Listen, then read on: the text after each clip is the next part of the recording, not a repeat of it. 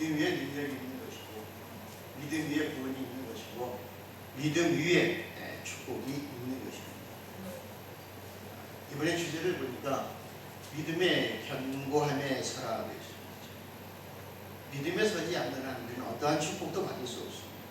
어떠한 능력도 받을 수 없습니다. 어떠한 은혜도 없습니다. 요즘에 코로나 시대 얼마나 무섭습니까? 저는 매주 수요일이면 코로나 검사를 받습니다. 어제 받았습니다. 그리고 음성 판정을 오늘 아침에 9시 반쯤 받습니다. 예방접종도 1차 맞췄습니다. 4월 초에 이번 달 4월 말에 2차 접종합니다. 어느 정도 이제 저도 안심이 들고 어디 가더라도 안심이 드는 거죠. 제 스스로 이제 건강도 챙기지만 제가 남에게 피해를 주지 않아야 됩니다. 우리 호환마마라는 소리 들어보셨을까? 호환마마. 호환마마 들어보셨을 거예요. 호랑이가 주는 근심, 호환, 호랑이가 주는 근심. 과거에 아주 옛날에 호랑이가 너무 많아서 산에서 내려와서 사람도 물어가고 짐승들도 물어가고 많은 고통을 줬다는 것입니다. 그래서 호랑이가 삶 속에 찾아오는 근심이란 그렇게 클 수가 없는 것입니다. 무서울 수가 없는 것입니다. 근데 거기다 마마라는 것이 있습니다. 우리가 말하는 천연두 있죠. 옛날에 군보. 이 천연두는 20세기 이전에 약 4억 명 정도. 그러니까 세계 인구의 약 10분의 1이 사라져버렸습니다. 이 병은 얼마나 치명적인지 한 번 걸리면 2명 중에 1명은 죽을 정도였다는 것입니다. 세계대전, 1차, 2차 세계대전이 있었는데 이때 죽은 사람이 1억밖에 안 됐는데 2번의 세계전쟁을 통해서도 죽은 사람이 1억밖에 안 됐었는데 호환, 이 마마, 천연두에 걸려서 죽은 사람이 3억이라 하면 얼마나 무서운 내용입니까? 그래서 호환 마마 이야기하는 것은 우리에게 찾아오는 고통이 정말로 두려운 고통이에요. 죽음과 같은 고통이었다는 것입니다. 그래서 호환 마마보다 지금은 더 무서운 코로나가 왔어요. 코로나 때문에 어디 안 가는 것입니다. 코로나 때문에 예배당도 안 와요. 코로나 때문에 기도하러도 안 오는 것입니다. 하나님보다 더 무서운 것이 이제 코로나가 되어버렸어요. 정말로 우리가 하나님보다 더 두려워야 될 게 코로나인가 한번 생각을 해봐야 돼요.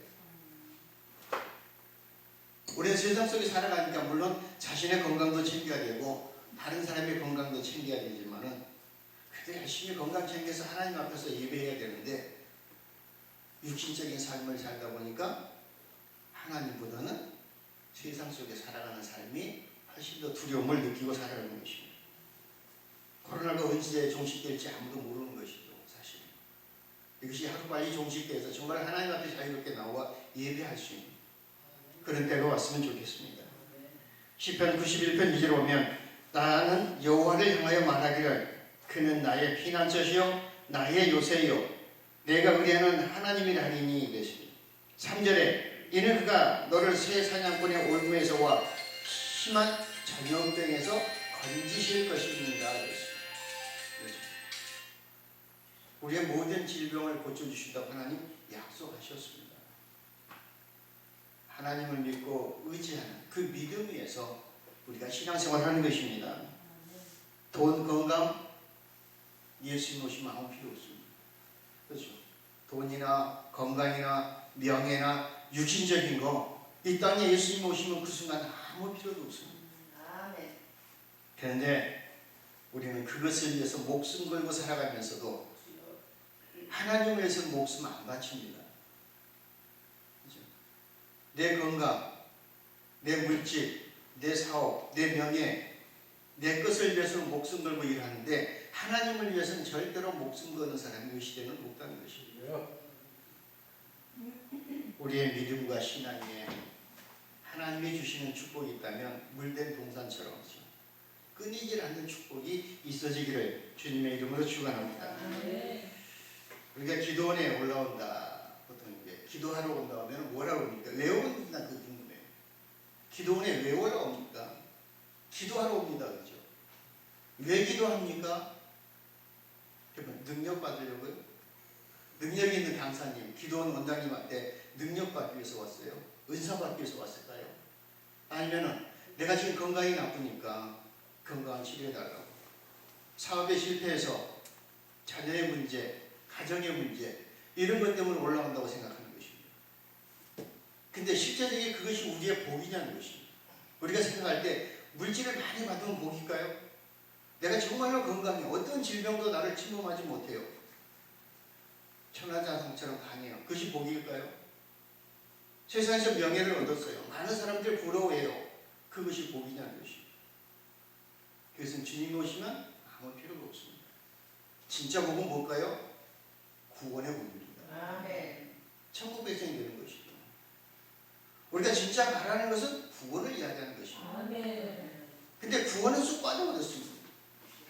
구원은 어디 가버렸어요. 그래서 하나님 앞에 기도합니다. 하나님, 나 물질 주세요, 나 건강 주세요, 나 명예 주세요, 내 자녀들 잘 되게 해주세요, 내 사업 잘 되게 해주세요. 이것이 목적이 되어버렸습니다. 육신의 삶 것이 목적이 되어버린 것입니다. 우리의 복은 물질적인 것, 육신적인 것이 아니라는 것입니다. 진짜 복은 구원인 것입니다. 그 구원은 어디서 오느냐는 것이죠. 믿음에서 오는 것입니다. 정말로 하나님을 믿는 믿음 속에서 내가 살아가고 있는가. 성경의 모든 기적과 이적과 치료는 믿음에서 왔습니다. 예수님께서 뭐라고 하셨습니까? 내 믿음대로 될지어다. 우리는 그 믿음 위에서 구원받고 믿음 위에서 살아가는 하나님의 복된 자녀들이 된 것입니다.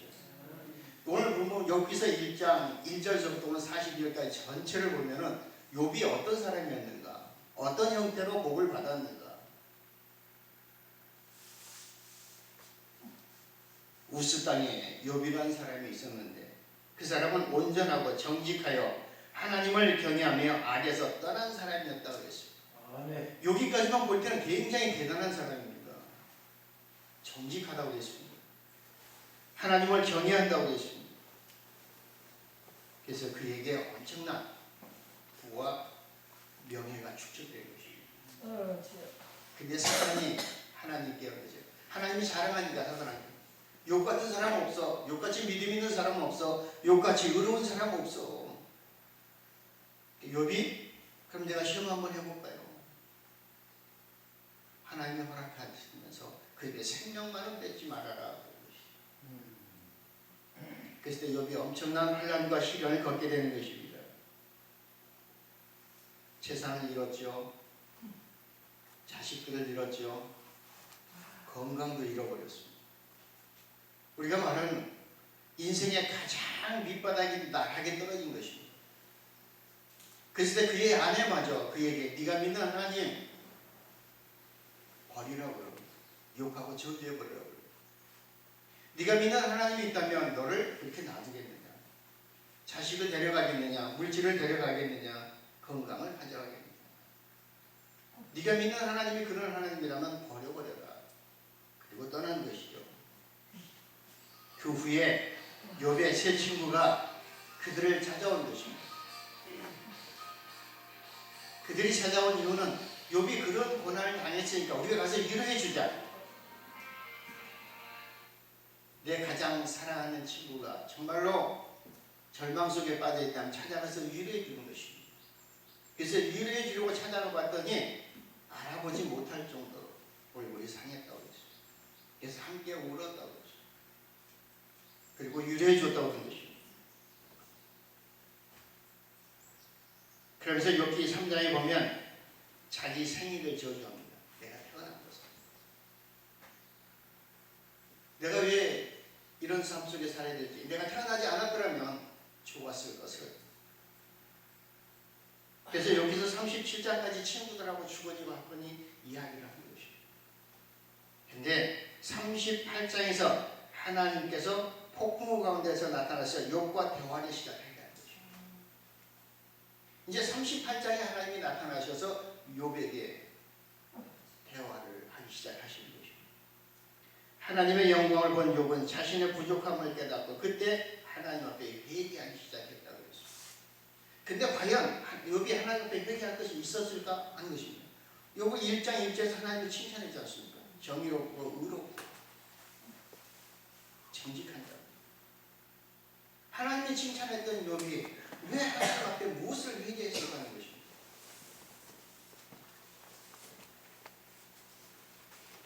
욥은 하나님을 만나자 자신을 깨닫습니다. 그래서 깨닫고 하나님의 임재가 그 속에 들어가자 회복되는 것입니다. 그래서 하나님의 임재라는 말은 내가 하나님과 동행하는 삶을 이야기하는 것입니다. 하나님과 함께하는 삶을 이야기하는 것입니다. 하나님의 인도하심의 삶을 살아가는 것이죠. 그런데 하나님의 임재가 임하면 우리의 삶 속에 두 가지가 나타납니다. 첫 번째, 하나님의 임재 가운데 들어가면은 내가 왜 여기에 있는지, 왜 이 모습으로 되었는지를 깨닫게 된다는 것입니다. 또 하나는 하나님의 임재가 임하면 심판인 것입니다. 그러니까 임재가 두 가지인데 첫 번째 임재가 구하면 하나님을 구원의 하나님을 만나게 되는 것입니다. 두 번째 심판의 임재가 오는 것은 멸망당하는 것입니다. 어떤 것이냐? 레위 26장 14절로 33절까지 보면은 14절에 너희가 내게 청종하지 아니하여 이 모든 명령을 준행하지 아니하여, 지금 뭡니까? 하나님의 말씀을 듣고 행동으로 옮기지 않았다는 것입니다. 실천하지 않았다는 것입니다. 21절에 너희가 나를 거슬러 내게 청종하지 아니할진대 내가 너희의 죄대로 너희에게 7배나 재앙을 내릴 것이다. 하나님이 7배나 내 말을 듣고 내 말대로 행동하지 않았으니까 너희에게 7배나 더 강한 재앙을 내릴 것이다.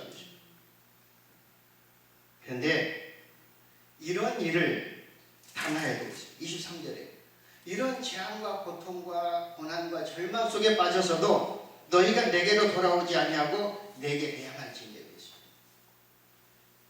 결국 끝까지 하나님을 대항하는 것이죠. 내 뜻대로 내 마음대로 한번 해보겠다는 것이죠. 27절에 너희가 이같이 될지라도 내게 청종하지 아니하고 내게 대항할진대 28절에 내가 진노로 너희에게 대항하되 너희의 죄로 말미암아 7배나 더 징벌을 하리라. 이스라엘 백성들이 하나님의 말씀을 청종하지 아니할 때 재앙을 내릴 것이라고 미리 예고했습니다. 하나님은 항상 벌 주기 이전에, 징계하기 전에 우리에게 경고하시는 것입니다. 우리도 애들이 키울 때 어떻게 합니까? 너 말 안 들으면 다음에는 혼나, 매 맞을 거야, 야단치지 않습니까? 그래도 계속 안 고쳐지면 결과적으로 회초리를 드는 것입니다. 야단치고 호되게 꾸중하는 것입니다. 이스라엘 백성들이 하나님께서 너 혼날 거야, 내 말 듣지 않으면 혼날 거야, 지금보다 더 강한 7배나 강한 징계를 할 거야 해도 깨닫지 못했다는 것입니다. 그때에 하나님이 징계를 내리시는 것입니다. 그래서 이 말씀은 어떻게 됩니까? 그대로 실천됐는데 이들이 어떤 것 때문에 그랬습니까? 재앙이 와도 깨닫지 못하고 하나님의 말씀을 청종하지 않는 것은 결국 교만인 것이죠. 교만 때문에 그런 것입니다. 하나님의 교만은 멸망의 전부입니다. 교만 때문에 우리는 은혜 받지 못하는 것입니다. 교만 때문에 축복받지 못하는 것입니다.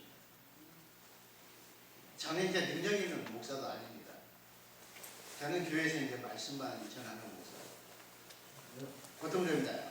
부흥에 감사하고 능력이 있어야 되는 것이죠. 목소리도 걸걸해야 되고 기도의 눈도 있어야 되고, 물론 그런 목사님도 계시죠. 근데 아무리 능력 있는 목사님 모시더라도 내가 믿음이 없으면 아무 소용이 없습니다. 그렇죠? 아무리 능력 없는 목사님 모시더라도 하나님의 말씀을 듣고 내가 믿음의 은혜를 받으면 그게 능력인 것입니다. 결국 말씀이 중요한 것이지, 내가 능력 받아야지, 내가 은사 받아야지, 나도 어디처럼 해봐야지, 이것은 아니라는 것입니다. 하나님의 근데 백성들이 하나님의 말씀을 어기는 이유가 뭘까요? 우리는 교회 다니면 1년에 52주입니다. 그렇죠? 새벽기도 365일 동안 합니다. 수요일에 있죠. 금요일에 있죠.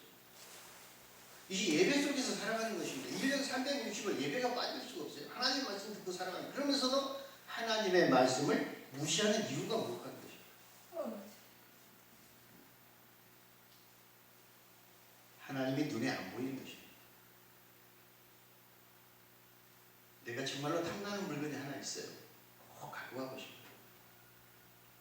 아무도 없으면 집어갈 수 있어요. 근데 누가 딱 그걸 지켜보고 있다면 절대로 못 집어가는 것이죠. 그렇죠? 아무리 욕심내도 못 집어가요. 더구나 경찰이 딱 지키고 서 있다 보면 근처에도 안 갑니다. 근데 하나님은 우리 눈에 안 보이시는 것이죠. 내가 조금 잘못했다 해서 바로 그냥 뒤통수 때리시는 하나님은 아니라는 것입니다. 그래서 하나님을 두려워하지 않는다는 것입니다. 우리는 그래서 마음에 하나님의 법보다는 세상 법을 더 무서워하고 하나님의 징계보다는 세상적인 징계를 훨씬 두려워하는 것입니다. 그러니까 우리가 육신의 생각대로 이끄는 삶을 살아갈 수밖에 없다라고 이야기하는 것입니다. 그러면 하나님의 임재를 느껴야 되는데 어떻게 느껴야 되냐는 것이죠. 하나님을 늘 가까이 해야 되는데 가까이 하는 방법이 뭘까? 시편을 보면은 다윗은 주야로 하나님의 말씀을 묵상했다 그랬습니다. 다윗의 시편을 보면 그의 일상의 삶 속에서 하나님을 얼마나 생각했는지 알려줍니다. 다윗이 그렇게 하나님을 가까이 하자 하나님이 당신을 보여준 것입니다. 다윗이 하나님을 얼마나 사모했는데 늘 말씀을 가까이 했다고 했어요. 그 말씀 속에서 하나님이 다윗과 함께 하시는 것입니다.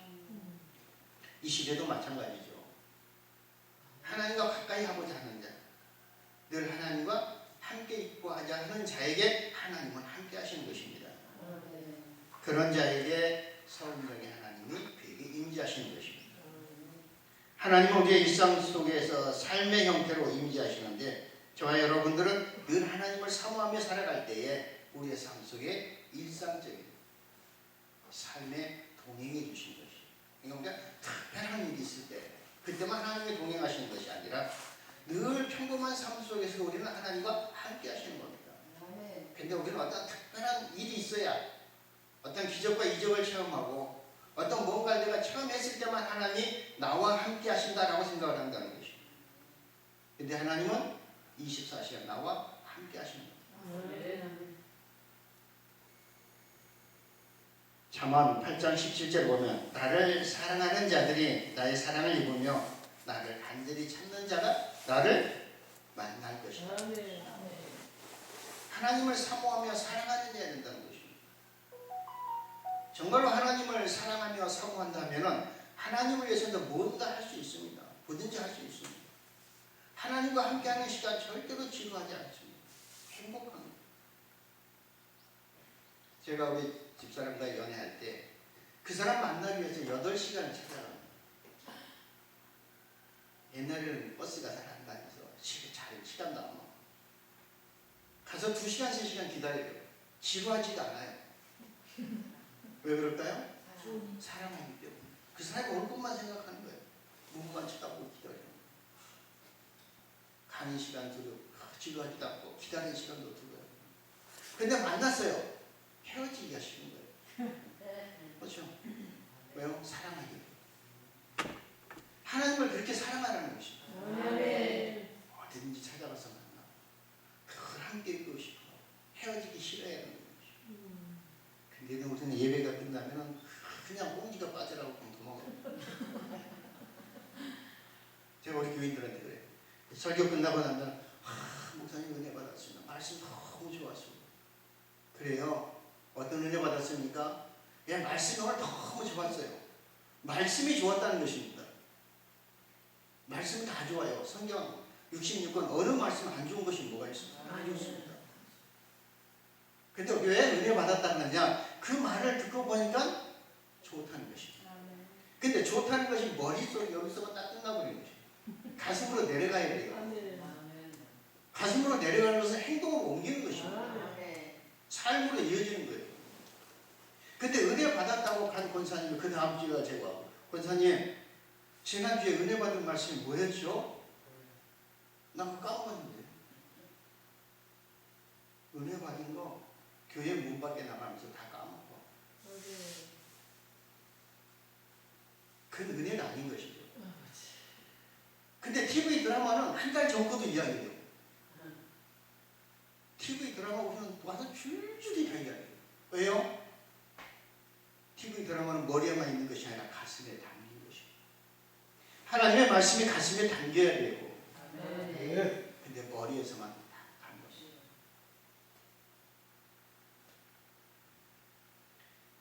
욥이 경건한 삶을 산 것은 사실입니다. 하나님 칭찬한 삶을 사신 거예요. 하지만 그에게 자기의 의가 충만했습니다. 그래서 깨닫게 되는 것이죠. 하나님의 은혜로 온전하고 정직하여 하나님을 경외하고 악에서 떠났다고 했는데 그것이 자기의 의로 여겼어요. 내가 열심히 했어. 내가 정직하게 살았어. 내가 하나님을 열심히 믿었어. 사람들에게 나쁜 짓 안 했어. 그래서 하나님이 나를 인정해 준 거야 라고 생각했다는 것입니다. 32장 1절로 2절 보면 욥이 자신을 의인으로 여김으로 그랬습니다. 그 세 사람이 말을 그치니라. 종족 부수 사람 바라겔의 아들 엘리후가 화를 내니 그가 욥에게 화를 내면 욥이 하나님보다 자기가 의롭다 하며 그랬습니다. 욥의 친구가 보니까 욥이 말하기를 내가 하나님보다 의로운 사람이야 이렇게 들렸다는 것입니다. 내 의로, 내 의로움으로 내가 열심히 정직하게 살았고 선하게 살았고 믿음으로 살았지 내 의가 아니었으면 아니야. 그래서 그 의 가운데 하나님이 내게 복 주신 거야 라고 이야기합니다. 그래서 새 친구들이 아니야 라고 이야기합니다.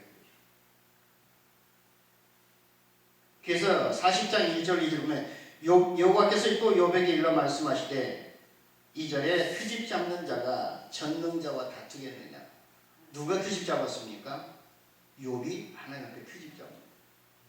하나님이 내게 복 주신 것은 내가 믿었기 때문이고 내가 헌신했기 때문이고 내가 순종했기 때문이고 내가 하나님 말씀대로 살려고 노력한 내 의 때문이지 하나님 그냥 주신 거 아니지 않습니까?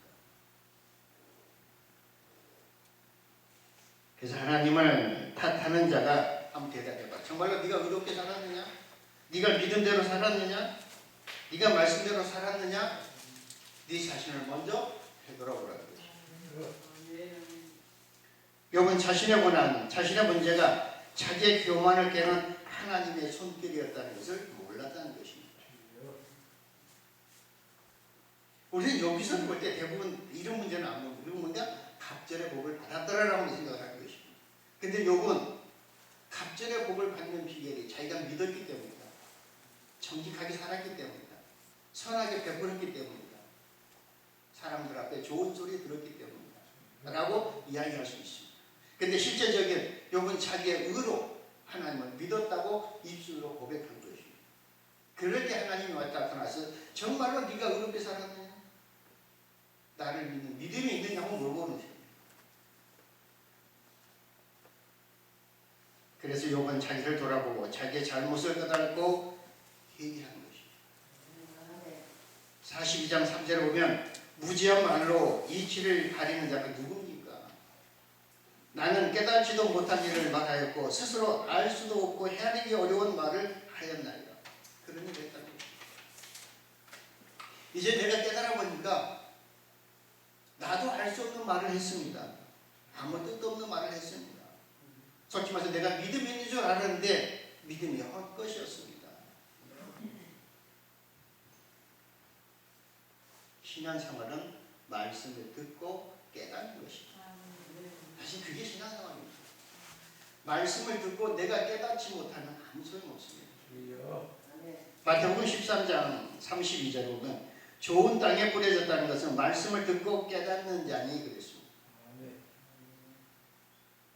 말씀을 듣고 깨달았다. 그것이 좋은 땅이다. 그 땅에는 30배, 60배, 70을 맺는다고 했습니다. 좋은 땅이 어떤 겁니까?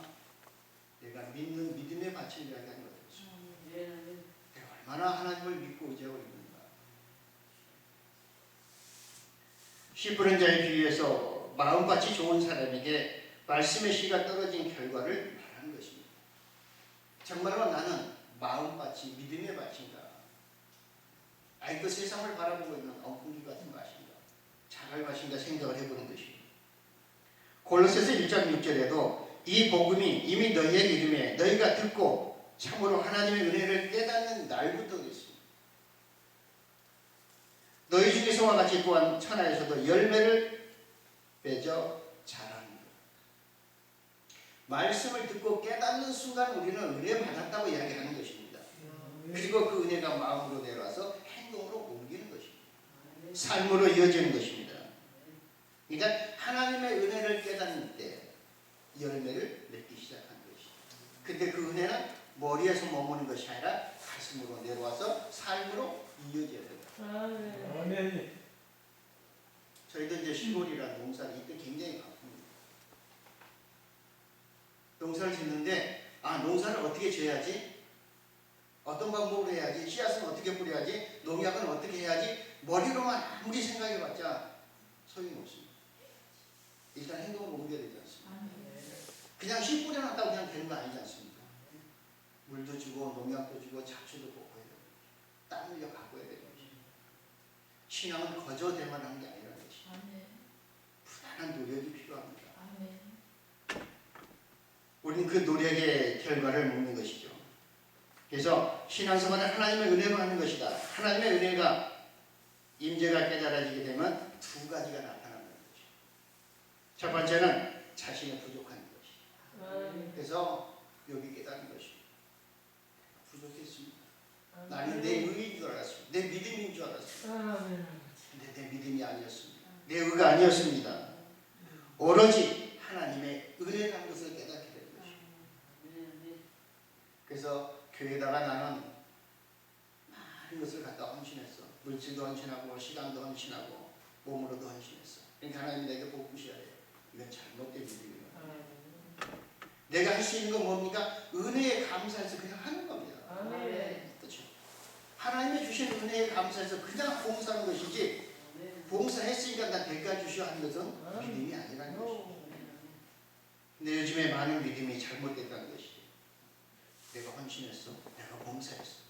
그러니까 내가 뭔가 받아야 된다는 것입니다. 욥의 회복의 세 번째 단계가 바로 벗어서 나는 비천합니다. 40장 4절에 보면 무엇이라 주께 대답하리까 손으로 내 입을 가리킵니다. 내 입술로 범죄했다는 것이죠. 지금까지 난 나의 입으로 하나님의 영광을 위하여 복음을 전하며 말씀을 전하는데 지금 내가 말하는 모든 것이 하나님의 영광을 가렸습니다. 자신의 잘못을 깨닫게 되는 것이죠. 욥은 지금까지는 자신이 의롭다고 믿었습니다. 그런데 하나님의 임재를 경험하고 나서 하나님의 말씀을 듣고 나니까 내가 너무 부끄럽다는 것이죠. 이것이 바로 우리는 회개라고 이야기하는 것입니다. 회개는 어떻게 합니까? 잘못한 것을 그냥 고백하는 것이 회개입니까? 아니죠. 회개는 가던 길을 되돌아갑니다. 180도 바꾸는 것이죠. 삶을 바꾸고 생각을 바꾸는 것입니다. 그래서 42장 5절로 6절을 보면은 내가 주께 대하여 귀로 듣기만 하였사오나 그랬습니다. 우리는 교회에 가면은 예배당에 오면은 하나님의 말씀을 귀로 듣습니다. 그렇죠? 오늘 이제 그 고백합니다. 하나님의 말씀을 내가 귀로만 들었습니다. 근데 이제 눈으로 보았습니다. 눈으로 보았다는 것입니다. 정말로 눈으로 보았다는 것입니다. 그러므로 내가 스스로 거둬들이고 지금까지 한 거 모든 것 다 거둬들이고 내 입으로 한 거 다 거둬들이고 있습니다. 그리고 책 가운데서 회개합니다.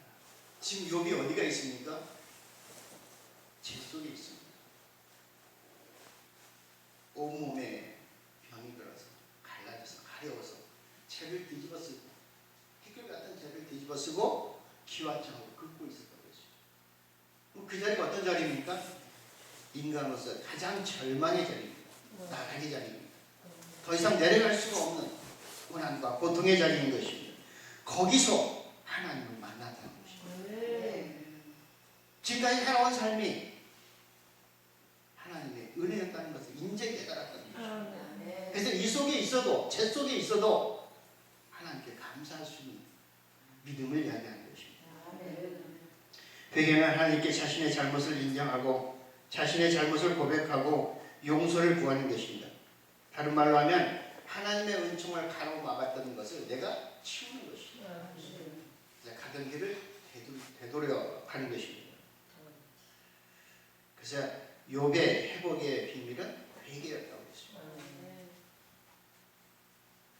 42장 10절에 보면 욥이 그 친구들을 위해서 기도했습니다. 그랬더니 여호와께서 욥의 공경을 돌이키시고, 왜 친구들에게 기도했을 때 그 기도를 들으시고 욥의 공경을 돌이키셨을까? 그래서 욥은 이전의 소유보다 갑절이나 주셨다고 했습니다. 근데 욥이 친구들에게 기도해 준 다음에 그랬습니다.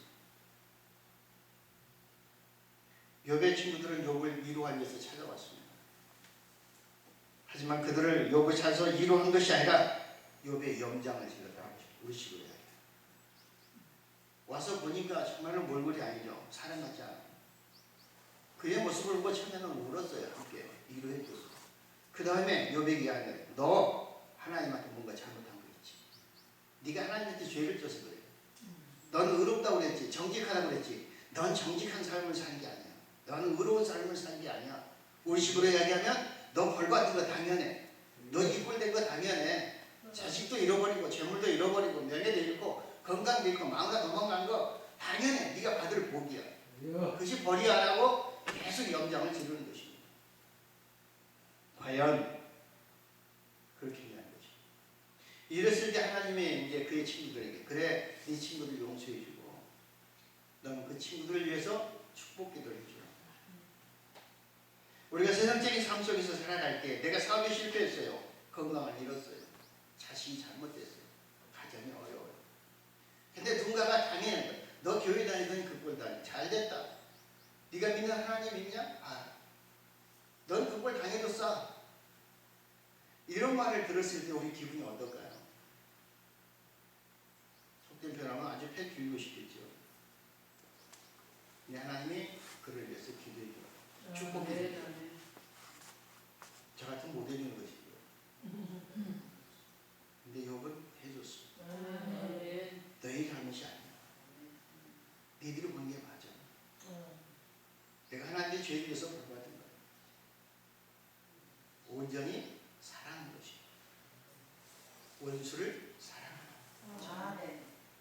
정말 원수를 사랑할 수 있을까 하는 생각이에요. 저도 미운 사람이 있어요. 목사지만. 아주 그냥 죽이고 싶도록 미운 사람이 있어요. 근데 하나님 사랑해라고 해서 하나님 사랑합니다 해서 그것이 쉽게 되냐? 절대 안 됩니다. 아직도 이 속에는 미운 것이 남아있어요. 뿌리가. 사랑한다면서 서로 무슨 게 안 하는데 속에서는 사랑하는 게 아니에요. 이걸 어떻게 한번 해봐. 한번 그러고 아니고 있는 거예요. 근데 욥은 진정으로 친구를 위해서 축복해 드렸어요. 하나님이 그 심령을 보신 것이죠. 이랬을 때에 하나님의 축복이 임하는 것이죠. 그래서 순종과 불순종 엄청난 차이가 나는 것이죠. 욥이 하나님의 말씀대로 친구들에게 축복을 해줬더니 축복 안 합니다. 나 못해요. 저들이 나를 얼마나 염장이었는데요. 저들이 나를 얼마나 약을 올렸는데요. 나 못해줘 했다는 어쩌면 갑절의 축복을 못 받아서 지금 그래서 저는 가장 좋은 복이 어디에 있느냐. 성경에 보면 신명기 28장 우리가 잘 아는 거죠. 내가 내 하나님 여호와의 말씀을 삼가 듣고 있습니다. 여기서도 조건이 있습니다. 하나님은 절대로 그냥 복을 주시지 않습니다. 하나님의 말씀을 듣고 지켜 내가 명령하는 그 모든 명령을 행하면 되겠습니다. 이게 하나님의 말씀대로 행하는 것이죠. 하나님의 말씀대로 살아가면은 너를 세계 모든 민족 위에 뛰어나게 하실 것이며 내가 내 하나님 여호와의 말씀을 청종하면 이 모든 복을 너에게 다 주겠다고 합니다. 하나님의 말씀을 듣고 지켜 순종하면 행하면 근데 이것이 쉬운 겁니까? 사실은 어렵죠. 어렵습니다. 그러니까 어떻게 해야 돼요? 큰 노력하는 것입니다. 부단한 노력하는 것입니다. 노력하지 않으면 안 되는 것입니다. 근데 하나님이 다시 또 말합니다. 15절부터 내가 만약에 내 하나님 여호와를 순종하지 아니하면 그럽니다. 말씀을 순종하지 아니하면, 내가 명령하는 그 명령과 규례를 지키 행하지 아니하면 모든 저주가 너에게 임할 것이다. 얼마나 두렵습니까? 내가 말씀을 지켜 행하는 삶을 살면 이 땅에서 행복할 것인데, 말씀을 지키지 못하니까 이 땅에 있는 모든 저주가 내게 올 것이다. 두렵기도 하지만 28장 말씀은 내게 축복의 말씀입니다. 우리는 말씀을 듣고 지켜 행하는 자가 되게 되는 것입니다. 말씀을 듣고 지켜 행하지 않으면 어떤 겁니까? 하나님을 멸시하는 겁니다. 무시하는 겁니다. 저와 여러분, 하나님의 말씀을 잘 들어야 되는 것입니다. 들었으면 지키라는 것입니다. 행하라는 것입니다. 그러면 하나님께서 복 주시는 회복의 삶을 살아갈 수 있습니다. 근데 우리는 교회 다니면서 제일 많이 듣는 소리가 뭐냐면, 교회 다니다 별 수 없구만. 교회 다니다 별 수 없구만요. 우리 시골에서 농사 짓는 집사님 농사 지었는데 어떨 때는 태풍이 불면은 안 믿는 사람들 건 멀쩡한데 우리 믿는 권사님 돈이 싹 덮어져 버려요. 그럼 사람들이 뭐야? 하나님이 지켜준다거든, 하나님이 도와준다거든, 우리 거는 안 쓰러졌는데 왜 권사님 돈 쓰러져 버렸을까? 교회 다해도 소용없어. 요즘 그런 세상. 교회 다닌다고 해서 병 안 걸릴까요? 교회 다닌다고 해서 다 사업이 잘 될까요? 교회 다닌다고 해서 자녀들이 다 출세할까요? 교회 다닌다고 해서 목사님이 그냥 교회가 날로 부흥하고 성장할까요? 한번 생각해보죠. 정말로 힘들게 사모님하고 두 교회 있어.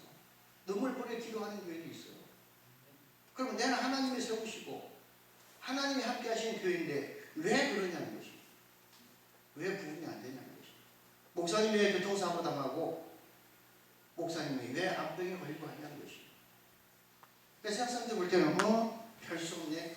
예수 믿으면 복받고 건강해지고 사업이 잘 되고 뭐든지 잘 되는 줄 알았더니 예수 믿으니까 별 수 없네 라는 것이. 마치 교회 다니면은 축복의 보증수표가 되는 걸로 생각하는 것입니다. 이 땅의 것을만 바라보면 그렇습니다. 이 땅의 것만 바라보면 그래요. 고난을 겪고 있는 기독교인을 보면서 세상은 냉소적인 반응을 보이는 것입니다. 그래서 교회 다니다가 어려움 다치면 떠나는 것입니다. 교회 다니다가 힘든 일이 생기면 떠나는 것입니다. 그냥 떠나는 게 아니에요. 원망하며 떠나는 것입니다. 내가 얼마나 섬겼는데, 얼마나 헌신했는데, 내가 왜 이런 모양, 이런 삶, 이런 고통을 겪어야 돼? 하나님 필요 없어. 내가 이용만 당했어. 결국은 이러고 떠나게 되는 것입니다. 고난의 의미를 깨닫지 못했다. 하나님이 지금 내게 주신 고난의 의미를 깨닫지를 못하기 때문이다. 고난은 보편적인 거라고 했습니다. 우리의 삶 가운데 누구에게나 찾아오는 것입니다. 누구에게나 주시는 것입니다. 어느 누구도 피해갈 수 없습니다. 목사도 피해갈 수 없어요. 믿음 좋은 그리스도인도 피해갈 수 없습니다.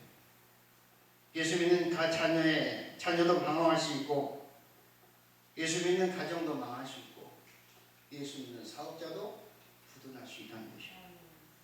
그런데 그 고난 속에서 뭔가를 깨닫는 것이 복이라고 했습니다. 여러분 오늘 고난 속에서 뭘 깨달았습니까? 아, 내가 하나님 앞에 의롭다고 내 자신을 내세웠다. 내가 온전히 하나님을 믿는 믿음 안에서 살잖아. 그래서 시편을 보면은 119편 71절 보면 고난당한 것이 내게 유익이라 이로 말미암아 내가 주의 율례들을 배우게 되었나이다 그랬어요. 고난이 유익이라는 것이죠. 근데 이 말은 세상 사람들한테 무슨 소리야? 어떻게 고생이 행복이야? 어떻게 고생이 좋은 일이야?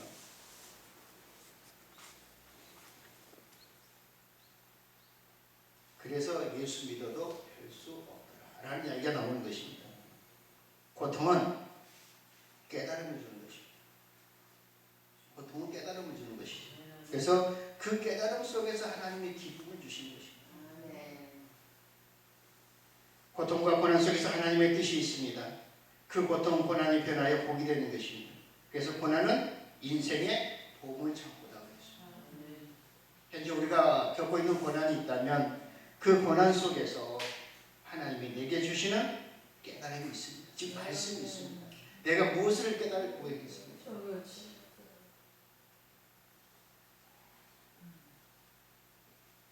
고난을 당했던 많은 믿음의 증인들이 있는 것입니다. 그래서 어떻게 합니까? 단순한 것 같습니다. 내가 어려움 속에 있었어. 절망 속에 있었어. 죽음 속에 있었어. 근데 거기서 하나님을 만났어. 그래서 오늘 내가 있게 됐다는 것이야. 그래서 수많은 간증자들, 믿음의 사람들이 있는 것입니다. 근데 그 하나님이 어떤 하나님입니까? 아브라함의 하나님, 이삭의 하나님, 야곱의 하나님. 왜 그랬을까요? 하나님은 내게 주시는 축복은 따로 있습니다. 제가 받았던, 이 정국 목사가 받은 축복을 여러분이 똑같이 받을 수는 없습니다. 그렇죠? 여러분의 축복은 따로 있는 것입니다. 그래서 이삭의 하나님, 야곱의 하나님, 아브라함의 하나님, 저희 하나님이 있고 여러분의 하나님이 있습니다. 하나님은 동일하시지만 축복은 다르다는 것입니다. 우리는 그래서 간증자들 보면 그런 얘기가 아 나도 저 간증하는 목사님처럼 절대 축복 받았어. 그런 축복은 절대 받을 수 없습니다. 내 하나님, 나를 향하신 축복은 따로 있다는 것입니다. 그 축복을 구하는 것입니다. 우리는 인생에 말로 표현할 수 없는 고난과 고통, 환난이 찾아오면 절망하고 자포자기하기 시작하는 것입니다. 말씀처럼 하나님 믿어도 그렇습니다. 이럴 때가 있다는 것입니다. 이럴 때일수록 우리는 하나님 앞에 나와야 된다는 것입니다. 그래서 우리의 삶은 예배 중심적이라는 것입니다. 그렇죠? 우리의 삶은 예배가 중심이 되어야 됩니다. 우리의 삶은 기도가 중심이 되어야 되는 것입니다. 즉 하나님의 중심적인 삶을 살아가라는 것입니다. 이번 재난을 만나고 시련을 당한 가운데서 먼저 하나님께 예배하는 생활을 했습니다. 여기에 갑절의 축복을 받는 비결이 있다는 것입니다. 조건이 좋고 형편이 좋고 잘 될 때는 다 좋은 것 같아요.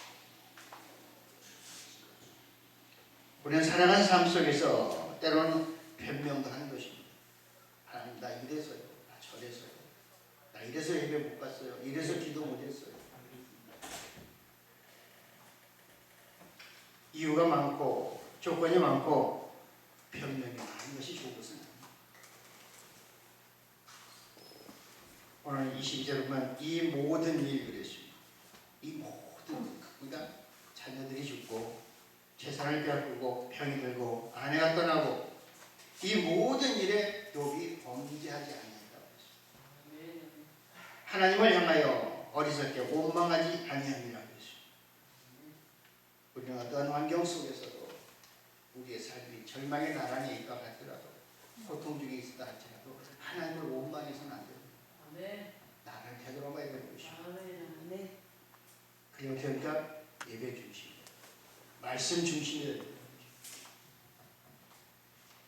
이제 우리가 살펴본 욥의 신앙을 통해 우리의 신앙을 한번 되돌아보는 것입니다. 우리에게 찾아오는 가난, 질병, 고난도 때가 있습니다. 이 모든 어려운 상황에서 믿음으로 승리할 때 하나님은 갑절의 은혜와 축복을 주시는 것입니다. 야고보서 5장 11절에 보면 보라 인내하는 자를 우리가 복되다 하나니 너희가 욥의 인내를 들었고 주께서 주신 결말을 보았거니와 그랬습니다. 믿음은 인내라는 것이죠. 믿음은 하루아침에 그 것이 아닙니다. 우리가 어떤 환난과 고난과 역경이 처할지라도 실망하지 않고 예배 중심, 하나님의 중심, 말씀 중심으로 살아가는 하나님은 욥에게 주신 복보다 우리는 더 많은 복을 주실지도 모릅니다.